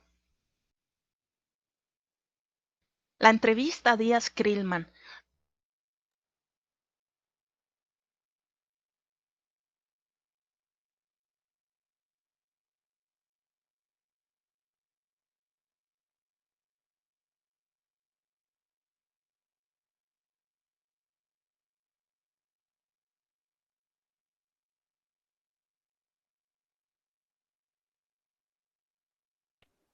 Ahí está. Entonces esa fue la entrevista a Díaz Krillman. ¿sí? Si se dan cuenta por qué fue tan, ahora sí que relevante, fue por las palabras que dijo de que veía que México ya estaba preparado para qué, para que pudiera agarrar elecciones, ¿sí? Acuérdense que la única justificación que tenía Porfirio Díaz para que no hubiera elecciones en México o que no hubiera unas elecciones libres era de que según nosotros no estábamos preparados para ello. Pero en esta entrevista dio a entender que estaba preparado al menos para qué, para unas elecciones justas. Si bien quizás sí se iba a presentar para las elecciones, iba a dejar que los mexicanos votáramos. Obviamente eso no sucedió. Entonces en 1808 se lleva a cabo esta entrevista. 1809, ¿qué sucede? Perdón, 1908, 1909, ¿qué pasa? En 1909, debido a estas, ahora sí que palabras de Porfirio Díaz, pues los mexicanos nos empezamos a ¿qué? Nos empezamos a organizar en diferentes partidos políticos. El más relevante y destacado de ellos fue el partido antirreeleccionista. ¿Por qué? Porque en este partido antirreeleccionista militaba el señor Francisco Ignacio Madero, Francisco y Madero, que a la postre sería el candidato y opositor de Díaz y posteriormente iba a ser el que iba a iniciar la Revolución Mexicana. En 1910, ¿qué sucede? El día de las elecciones presidenciales, pues Díaz se entera, bueno, ya sabía que Francisco y Madero era su opositor. ¿Qué hace Porfirio Díaz al enterarse de esto? Díaz lo mete a la cárcel, ¿sí? Díaz encarcela a Francisco y Madero y Francisco y Madero ya en la cárcel, pues Porfirio Díaz ya no tenía opositor, así que se autoproclama vencedor de las elecciones presidenciales de 1910. Entonces no cumplió con nada de lo que dijo que iba a pasar en la entrevista a Díaz-Grillman. Entonces Francisco y Madero está en la cárcel. Él se autoproclamó presidente, entonces la gente ya se enoja con Porfirio Díaz por el engaño que vivió. ¿Qué pasa? Francisco y Madero logra escapar de la cárcel y huye rumbo a Estados Unidos. Y desde Estados Unidos proclama un plan que se llama Plan de San Luis Potosí o Plan de San Luis. En ese Plan de San Luis, Francisco y Madero va a convocar al pueblo mexicano ¿a qué? A levantarse en armas en contra de Porfirio Díaz. ¿Qué día? El 20 de noviembre de 1910. Ese día va a comenzar el principio de la Revolución Mexicana y también es el principio del fin de el porfiriato. Es el inicio de la revolución, pero el principio del fin de el porfiriato. Entonces, hasta aquí, ¿alguna duda de lo que acabamos de ver del porfiriato y de los antecedentes de la revolución?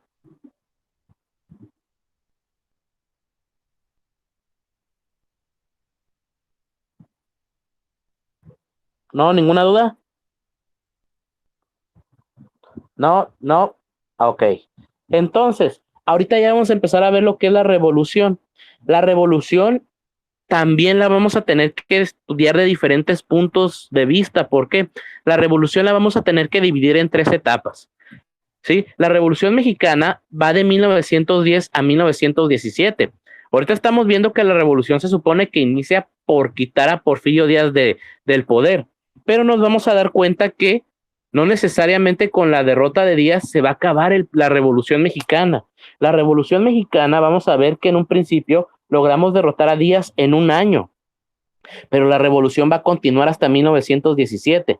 Entonces la revolución la vamos a tener que dividir en 3. Va a ser la primera etapa, va a ser la revolución en contra del gobierno de Porfirio Díaz. Esa es la primera etapa. La segunda etapa de la revolución va a ser una revolución agraria o una revolución en contra del gobierno de Francisco y Madero. Y la tercera y última etapa va a ser una revolución constitucionalista. ¿Por qué? Porque vamos a ver que la Revolución Mexicana va a culminar con la creación de una nueva constitución para México, que es la Constitución de 1917. Esa Constitución de 1917 es la Constitución que tenemos en la actualidad, es la que nos rige hasta ahora. Entonces, vamos a ver la primera etapa de la Revolución Mexicana. Ahí viene en su página 49. Ahí en su página 48 y 49 viene un ejercicio que dice evaluación. No se los dejo de tarea, pero si lo quieren hacer, háganlo. Y me mandan mensaje y yo se los reviso. Es para que sigan practicando, ¿sale? Entonces vamos a ver lo que es la Revolución Mexicana de 1910 al 17. Dice, Madero estipula que las elecciones para presidente de 1910 habían sido fraudulentas, en las cuales el vencedor fue, ¿de qué página? Es la 48 y la 49, ahí dice evaluación. Son 5 preguntas nada más. Allí en la 49, abajito, viene ya la Revolución Mexicana. Te estaba diciendo, Madero dice que las elecciones para presidente fueron fraudulentas, en las cuales el vencedor fue Díaz.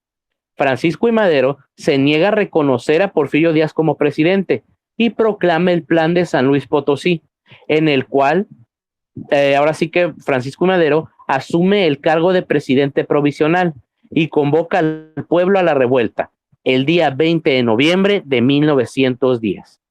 El Plan de San Luis Potosí hace una crítica severa al régimen porfirista, acusándolo de tirano, opresor e intolerable. Hace hincapié y énfasis en el lema, sufragio efectivo, no reelección.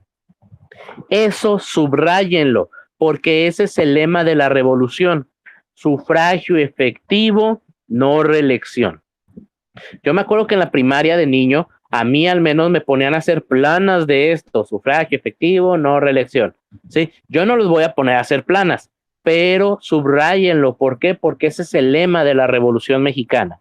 Sufragio efectivo, ¿por qué? El sufragio es el derecho al voto. Entonces queremos derecho al voto efectivo, que se nos respete nuestro derecho al voto. Y no reelección, pues ya por fin, por favor, terminen la reelección. Históricamente, hasta ahorita, nos hemos dado cuenta que la reelección no le sirve a México. ¿Sí? Entonces, por eso en México no hay reelección.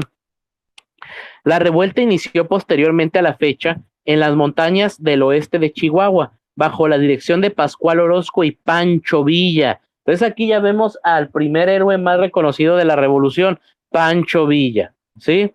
Este incidente dio como resultado el inicio de la Revolución Mexicana. Entonces aquí vamos a empezar a ver a varios héroes de la revolución.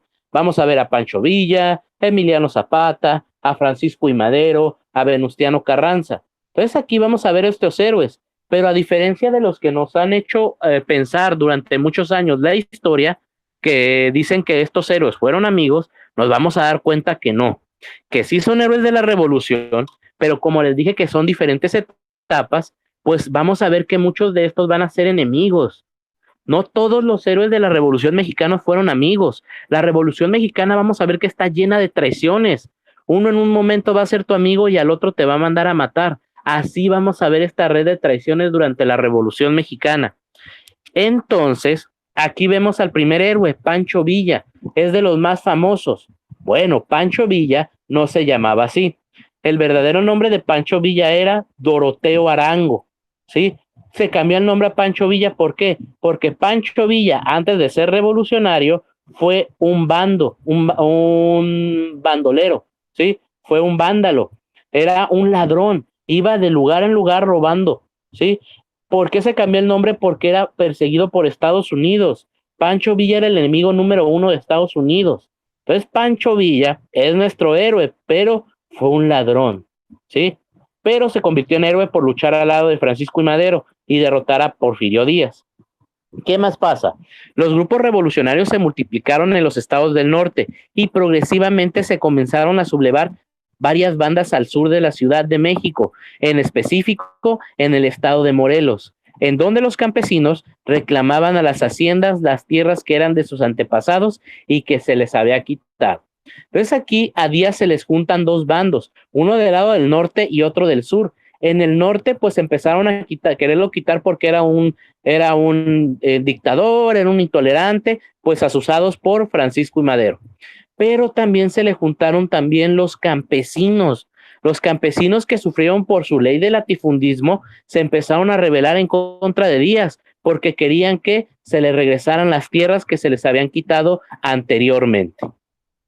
¿Qué más? La facción maderista derrotó al ejército federal de Porfirio Díaz, lo cual dio como resultado que Porfirio Díaz huyera del país y se exiliara en Francia. Entonces aquí vemos que a Porfirio Díaz lo derrotamos en un año.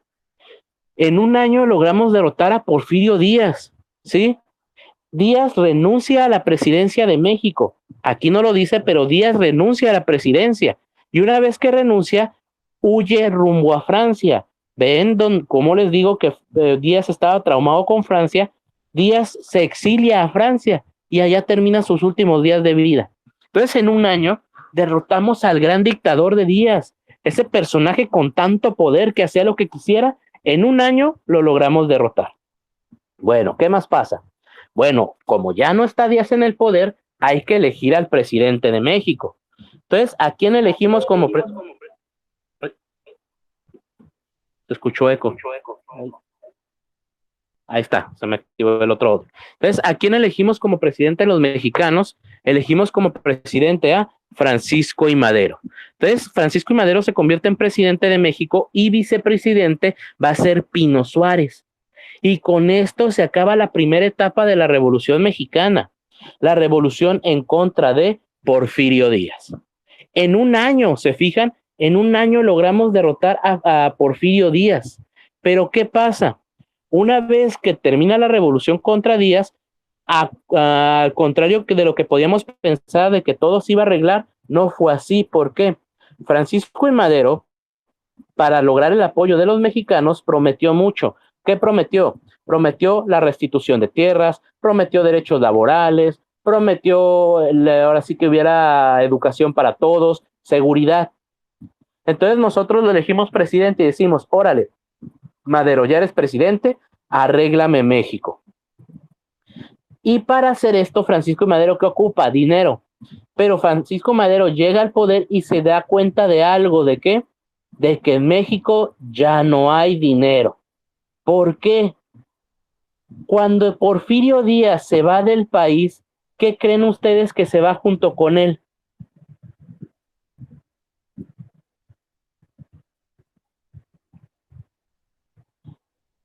¿Qué creen ustedes que se va junto con Porfirio Díaz? ¿El dinero? El dinero, ¿por qué? ¿Cuál era la principal fuente de ingresos que dijimos que había durante el porfiriato? La industria extranjera. La inversión extranjera, así es. Inversión extranjera. Entonces, cuando Porfirio Díaz se va del país, pues Francisco I. Madero no puede mantener los mismos privilegios que tenían, ¿verdad?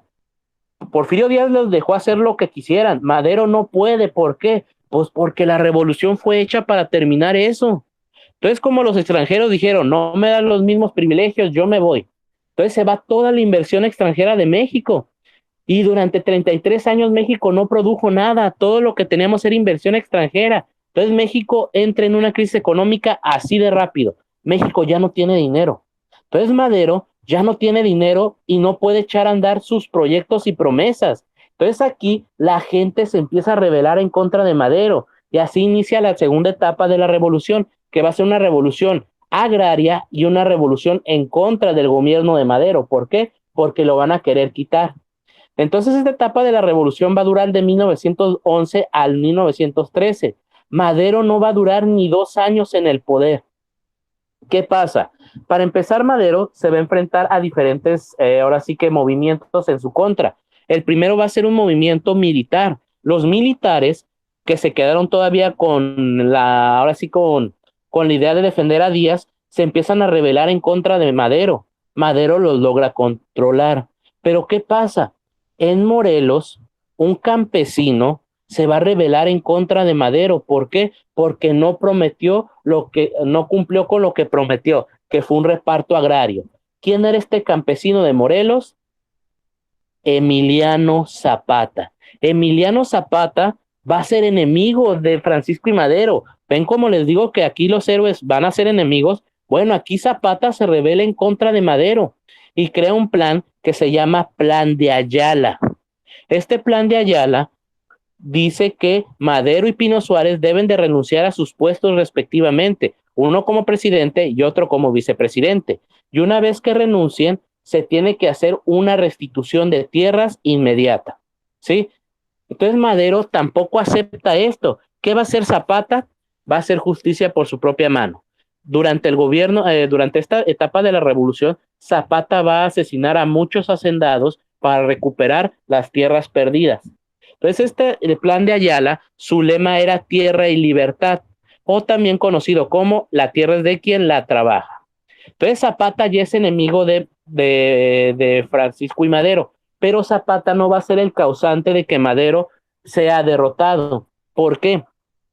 Porque ahora se le va a revelar el sobrino de Porfirio Díaz.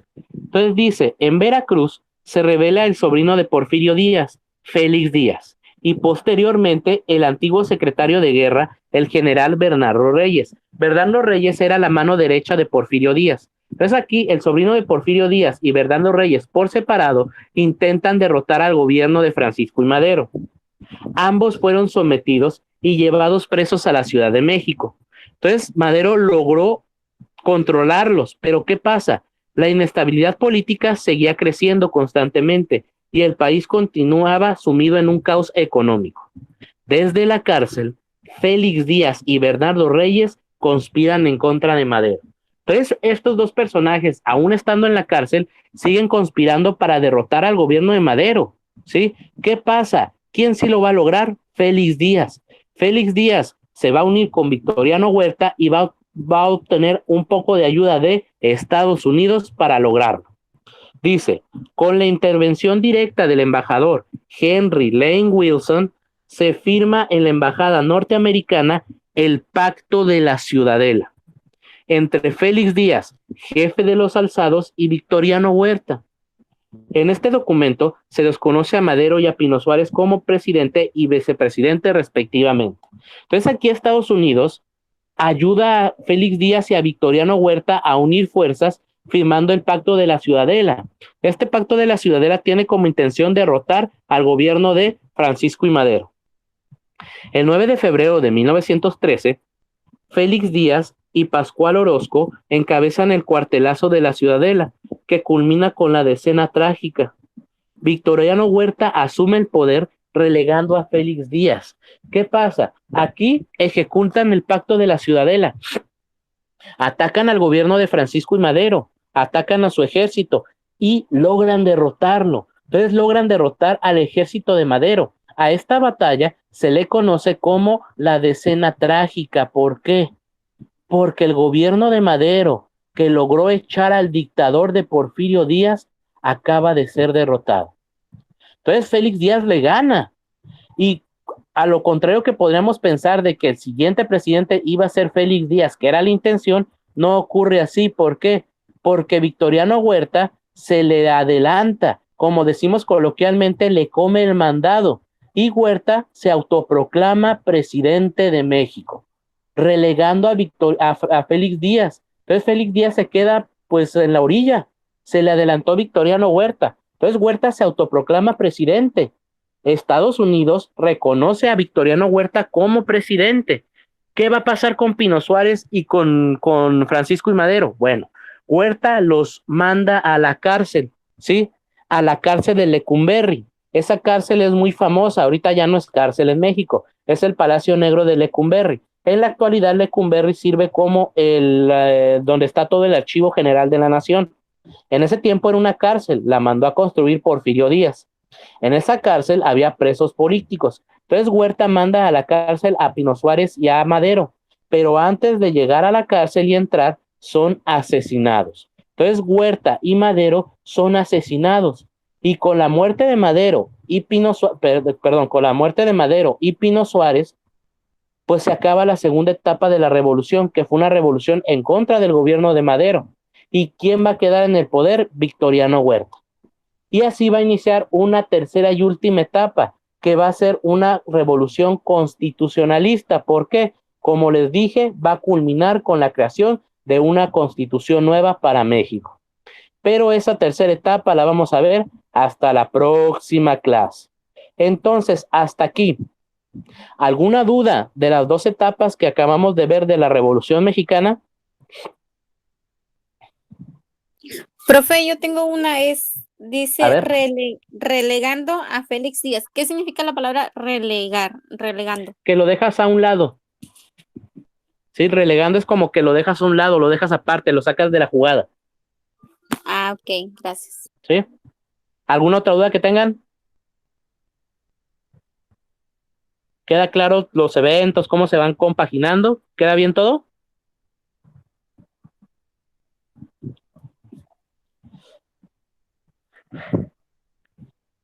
¿Sí? ¿Todo bien? Ok. Entonces, si no hay ninguna duda, hasta aquí la vamos a dejar. Entonces, esta sesión, como les dije, se está grabando. Igual la voy a subir a YouTube y les mando el link, ¿sí? Entonces, la próxima sesión, que es dentro de 2 semanas, vamos a ver lo que es la tercera y última etapa de la Revolución Mexicana y vamos a empezar a ver lo que es el México postrevolucionario, que es básicamente de 1920 al año 2000. Vamos a ver al menos unos 3, 4 presidentes, ¿sí? Entonces vamos a empezar a ver lo que es el PRI, vamos a ver el inicio del PRI y nos vamos a dar cuenta que el PRI en un principio hizo cosas buenas por México, pero el mismo PRI se encargó de destruir todo. Eso va a ser una parte. ¿Por qué? Porque para la siguiente sesión, una hora va a ser de sociales y la otra de humanidades, ¿sí? Entonces, hasta aquí la vamos a dejar. Entonces, chicos, pues cualquier duda que tengan, ya saben, me pueden mandar mensaje. Ahí está plataforma, las diapositivas están ahí, los videos para que sigan repasando. Lo más seguro es que entre el día de mañana y el lunes les mande una guía. Es una guía contestada, ya les hice el trabajo. Les pido de favor que no se vayan con la finta y traten de estudiar esa guía y se la aprendan de memoria. ¿Por qué? Esa guía solamente es como unas preguntas de todo lo que hemos visto. Eso no asegura que esas preguntas vengan en su examen. Entonces, por favor, cuando les mande la guía, no se la aprendan de memoria. Sí estudienla, pero no se la aprendan de memoria, ¿sale? Entonces, hasta aquí la vamos a dejar. Entonces, pues ahora sí que tengan un excelente fin de semana, chicos, y pues nos vemos dentro de 15 días. Entonces, que les vaya bien, chicos. Hasta luego. Buen día. Bye.